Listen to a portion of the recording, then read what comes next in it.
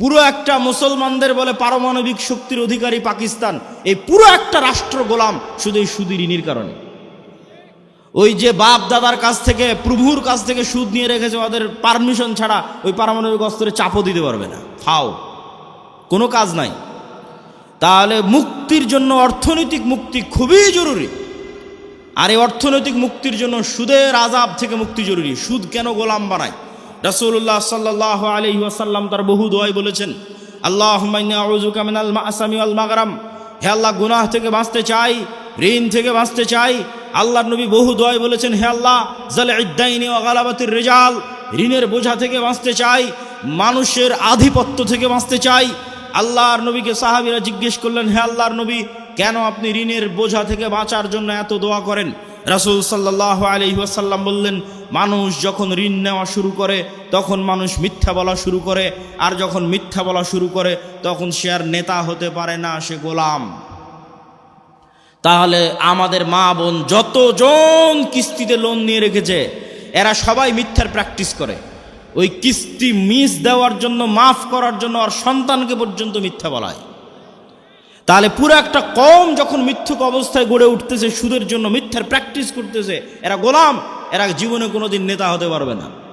তাহলে নেতা হতে হলে সুদি লোন থেকে বাঁচতে হবে, কর্জ থেকে বাঁচতে হবে, যেন মিথ্যা না বলা লাগে, মিথ্যা বলা থেকে বাঁচতে হবে, না হলে নেতা হতে পারবেন না।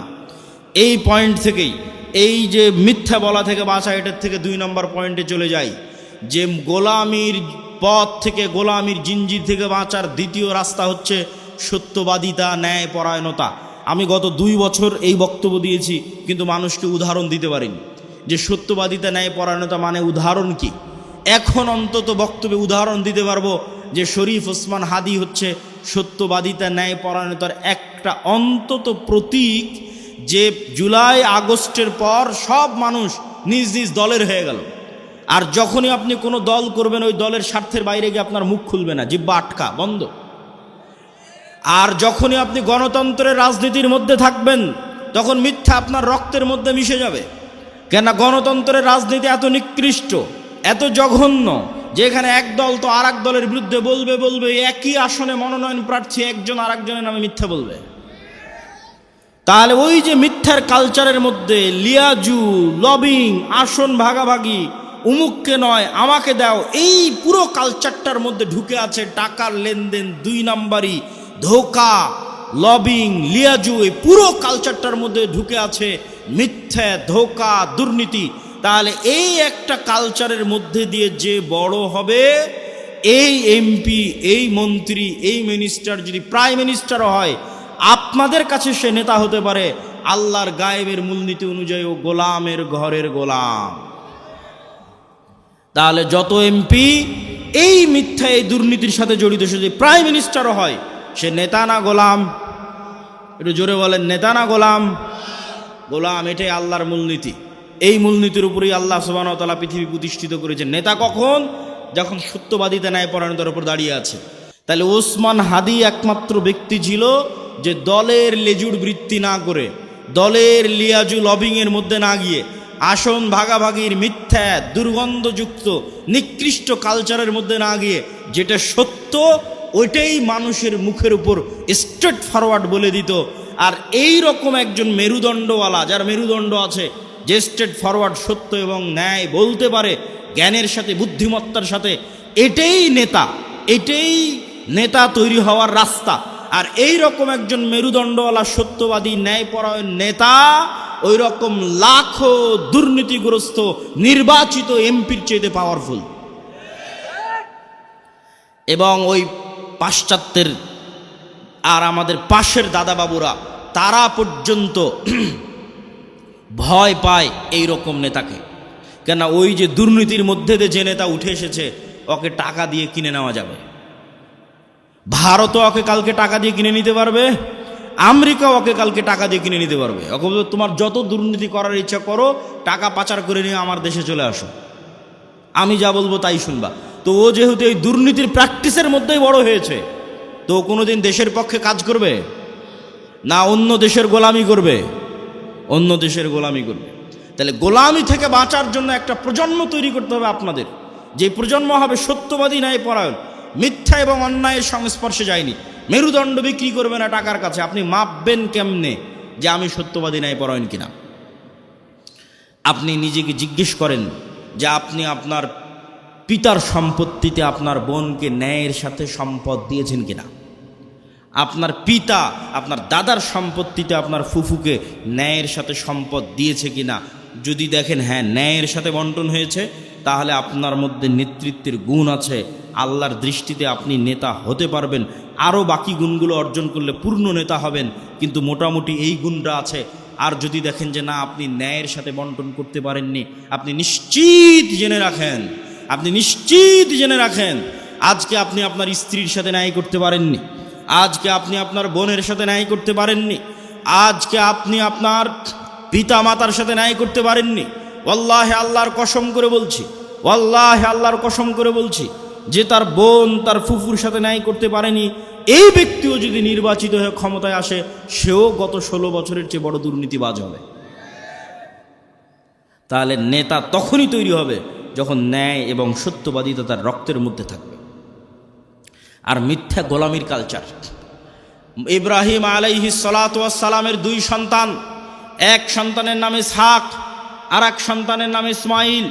ইসহাককে রেখে দিলেন জেরুজালেমে, আর ইসমাইলকে রেখে দিলেন মক্কায়।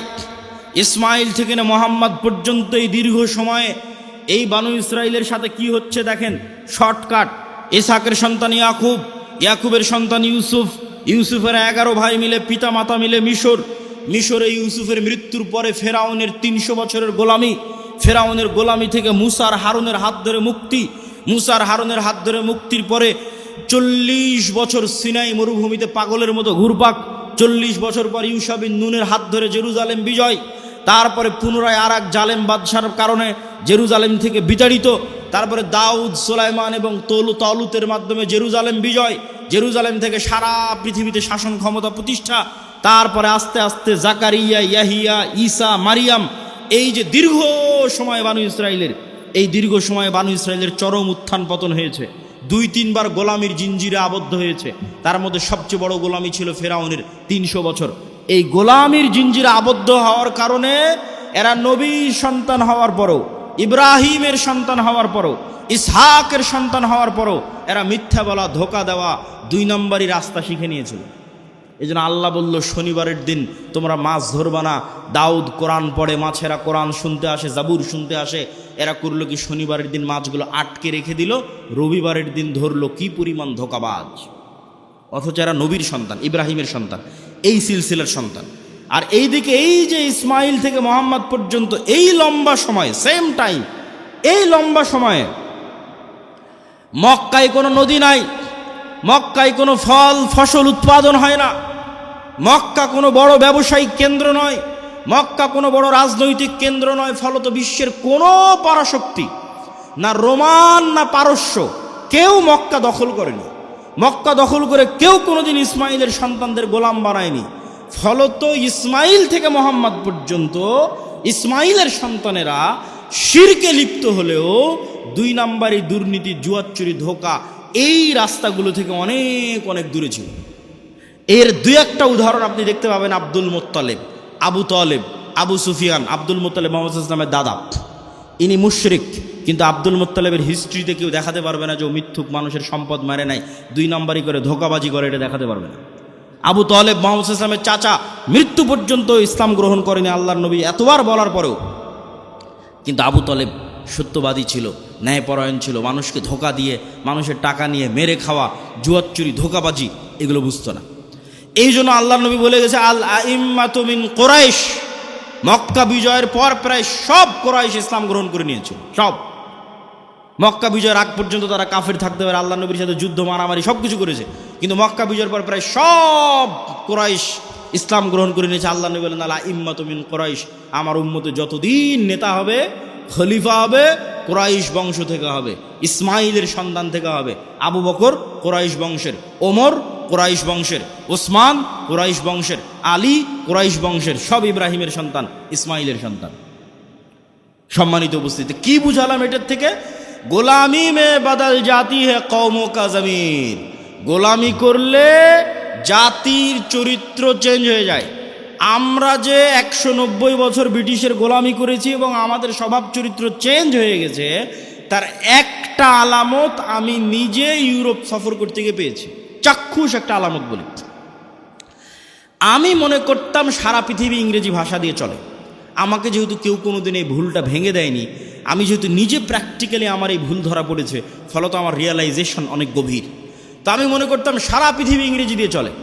ইংল্যান্ডেও থাকলাম প্রায় 1 বছর। এই ইংল্যান্ডে থাকা অবস্থায় যখন ফ্রান্স গেলাম, স্পেন গেলাম, ইতালি গেলাম, স্পেনের যখন কর্ডোভা, গ্রানাডায় যাওয়ার জন্য যে বিমানবন্দরে নামলাম, ওই বিমানবন্দরে নেমে এক্সিট লেখাটা আমি ইংরেজিতে খুঁজে পাচ্ছিলাম না। ইংরেজি ভাষার এত অনুপস্থিতি যে বাহিরে যে বের হব, কোন রাস্তা দিয়ে বের হব, কোথায় এক্সিট, কিছু খুঁজে পায় না। সব স্প্যানিশ ল্যাঙ্গুয়েজ।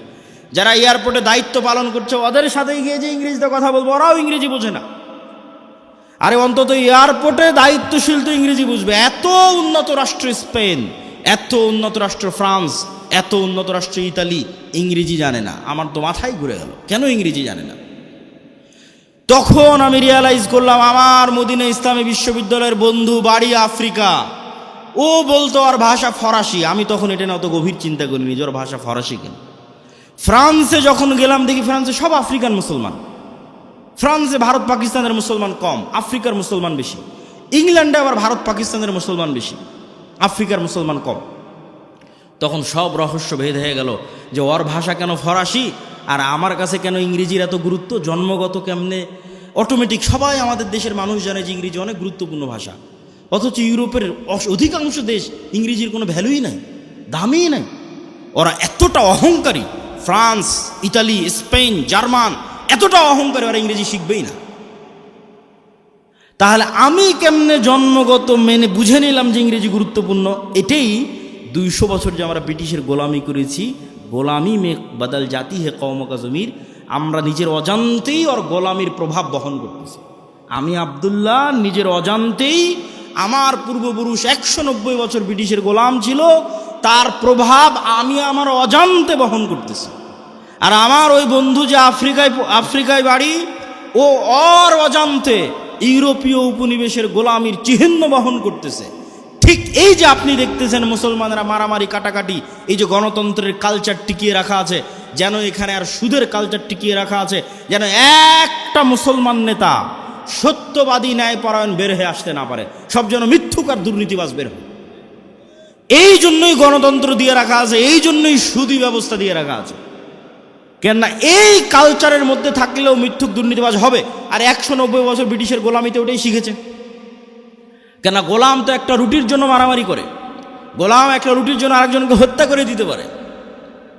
তাহলে এই যে গোলামির কালচার, এই গোলামির কালচার যতক্ষণ আপনি না ভাঙবেন, যেটা আমরা বহন করছি আমাদের অজান্তে ব্রিটিশদের গোলামির কারণে, যেমনটা বানু ইসরাইলরা ফেরাউনের গোলামি থেকে শিখেছিল, এই কালচার আমাদের ভাঙতে হবে। এই কালচার যতক্ষণ না ভাঙতে পারবেন, নেতা হতে পারবেন না। সত্যবাদী ন্যায়পরায়ণ হন, ইসমান হাদির মতো অটোমেটিক নেতা হয়ে যাবেন। আর এই গণতন্ত্রের কালচারে এইরকম সত্যবাদী ন্যায়পরায়ণ নেতা সহ্য করার মতো ক্ষমতা এই আধিপত্যবাদী দখলদারি শক্তির নাই, ফলত গুলি করে উড়িয়ে দিবে। সম্মানিত উপস্থিতি, পয়েন্ট নাম্বার 3, আমাদের 1 নাম্বার পয়েন্ট ছিল অর্থনৈতিক মুক্তি লাগবে গোলামি থেকে মুক্তির জন্য। 2 নাম্বার পয়েন্ট ছিল সত্যবাদী ন্যায়পরায়ণ হতে হবে। পয়েন্ট নাম্বার 3, ইমান বিল গায়েব এবং গায়েবী মদদ। একটা মূলনীতি আজকে এখান থেকে মুখস্থ করে যান, আল্লাহর আসমানি সাহায্য ছাড়া ইসলাম এবং মুসলমানদের বিজয় অসম্ভব, ফুল স্টপ। দুনিয়াবি শক্তি দিয়ে ইসলাম এবং মুসলমানদের বিজয় অতীতে কোনোদিন হয়নি, ভবিষ্যতে কোনোদিন হবে না, ফুল স্টপ। নবীদের হয়নি, আমার আপনার হবে না। মুসা দুনিয়ার শক্তি দিয়ে বিজয় লাভ করেনি, ইউশা বিন নুন দুনিয়ার শক্তি দিয়ে বিজয় লাভ করেনি, দাউদ সুলাইমান দুনিয়ার শক্তি দিয়ে বিজয় লাভ করেনি।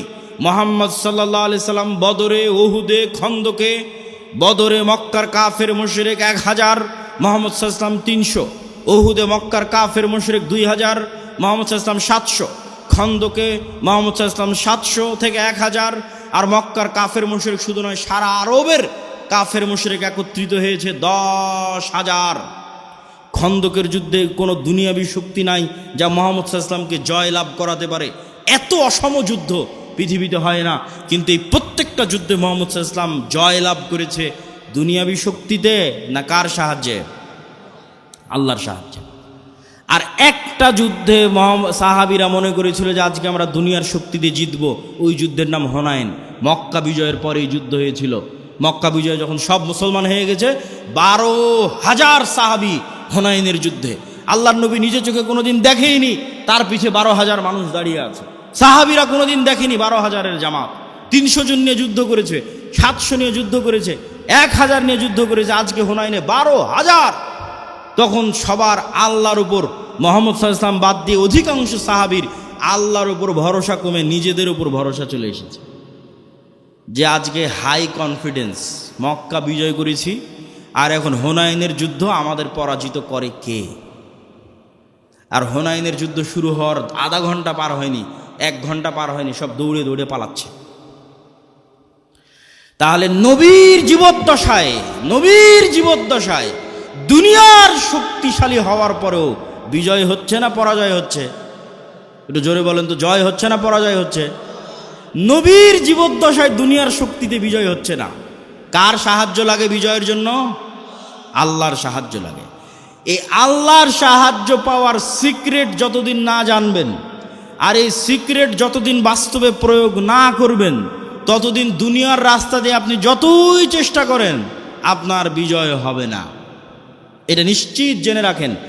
আপনার ভরসা দুনিয়ার উপর দেখেই তো আপনি চেষ্টা করতেছেন যে হ্যাঁ, মন্দিরগুলো পাহারা দিয়ে যদি ভোট পাওয়া যায়। মন্দির পাহারা কেন? আপনি যদি প্রত্যেকটা হিন্দুকে একটা করে মন্দির বানিয়ে দেন, দিয়ে যদি মনে করেন দুনিয়ার শক্তি দিয়ে ইসলামকে বিজয় করবেন, আপনার ব্যক্তি স্বার্থ আদায় হতে পারে। দুনিয়ার শক্তি দিয়ে ইসলাম বিজয় হয় না, হয়নি, কিয়ামত পর্যন্ত হবে না। তাহলে ইসলাম বিজয় হবে কোনটা? যেটাতে আল্লাহর সাহায্য আসবে। আল্লাহর সাহায্য পাওয়ার শর্ত পূরণ করেন, ইসলাম বিজয় হবে। আর আল্লাহর শর্ত পাওয়ার সাহায্য পূরণ করবেন না, আল্লাহর ঠেকা পড়েছে, আপনাকে দিয়ে ইসলামকে বিজয় করতে হবে। আল্লাহ বলেছে, ইউরিদুনা লিইউতফিউ নূরাল্লাহ ওয়াল্লাহু মুতিম্মু নূরিহি ওয়ালাউ কারিহাল কাফিরুন। ইসলাম আল্লাহর নূর, আর এই নূর সারা পৃথিবীতে বিজয়ী হবে, এটা আল্লাহর ওয়াদা। বলেন আল্লাহু আকবার। হুয়াল্লাযী আরসালা রাসূলাহু বিল হুদা ওয়া দীনিল হক লিইয়ুযহিরাহু আলাদ দীনি কুল্লিহি। আমি এই দিন মুহাম্মাদের উপর অবতীর্ণ করেছি, এই দিন সারা পৃথিবীতে বিজয়ী হবে। বলেন আল্লাহু আকবার। এটা আল্লাহর ওয়াদা। তো আল্লাহ ইসলামের বিজয়ের জন্য আমার আপনার মুখাপেক্ষী নয়, কিন্তু আমি আপনি যদি শর্ত পূরণ না করি বিজয় হবে। শিক্ষা এবং জ্ঞানে এগিয়ে যেতে হবে। ঈমান বিল গায়েবের উপর বিস্তারিত আলোচনা বহু বক্তব্যে করেছি। আজকে যা আলোচনা করছি সব আল্লাহর পথে যাত্রা এই বইয়ের মধ্যে আছে। ঈমান বিল গায়েবের বিস্তারিত আলোচনা ওই আল্লাহর পথে যাত্রা বইয়ের মধ্যে আছে। প্রত্যেক মসজিদে, প্রত্যেক স্কুল, কলেজ, ইউনিভার্সিটিতে এই বইয়ের উপর পাঠচক্র হওয়া উচিত। 2 পৃষ্ঠা করে, 1 পৃষ্ঠা করে প্রত্যেক মসজিদে। প্রতি সপ্তাহে অন্তত একদিন সবাই মিলে 2 পৃষ্ঠা পড়ে বোঝার চেষ্টা করবেন কি বলা আছে এই বইয়ের মধ্যে। এই বই থেকে আমাদের আল্লাহর পথে যাত্রা তথা আল্লাহর সাথে সম্পর্ক, ঈমান বিল গায়েবের যাত্রাটা শুরু হবে। 2 নাম্বার শর্ত কি পূরণ করতে হবে? সৎ আমল। দেখেন মুহাম্মদ সাল্লাল্লাহু আলাইহি ওয়াসাল্লাম বদরের যুদ্ধের দিন এত লম্বা সালাত, এত লম্বা দোয়া, এত লম্বা রাতের সালাত, যা আবু বকর রাদিয়াল্লাহু তাআলা আনহু পর্যন্ত ক্লান্ত হয়ে গেছে। আল্লাহর নবী, আপনি নবী, আপনার এত রাতের সালাতের প্রয়োজন? আল্লাহর নবী কেন রাতের সালাতে দাঁড়িয়ে আছে জানেন? আল্লাহর নবী আমার আপনার চেয়ে গায়েব বেশি জানে। আমার আপনার চেয়ে গায়েবের মূলনীতি ওনার জানা আছে। আল্লাহ ওনাকে ওহির মাধ্যমে জানিয়ে রেখেছে। সেটা কি? সেটা হচ্ছে তুমি বদরের যুদ্ধে তোমার শক্তি দিয়ে জিততে পারবে না। মুহাম্মদ, তোমার শক্তি দিয়ে বদরে বিজয় হবে না। বদরে বিজয় হবে কার সাহায্যে? আল্লাহর সাহায্যে। আর আল্লাহর সাহায্য পাওয়ার সিক্রেট হচ্ছে রাতের সালাত। তুমি আল্লাহর সাহায্য পেতে চাও, যত বড় নবী হও রাতের সালাতে দাঁড়াতে হবে। ফাতাহাজ্জাদ বিহি নাফিলাতাল লাক আসা ইয়াবআসাকা রাব্বুকা মাকামাম মাহমুদা। তুমি সর্বশ্রেষ্ঠ নবী হওয়ার পরও আল্লাহর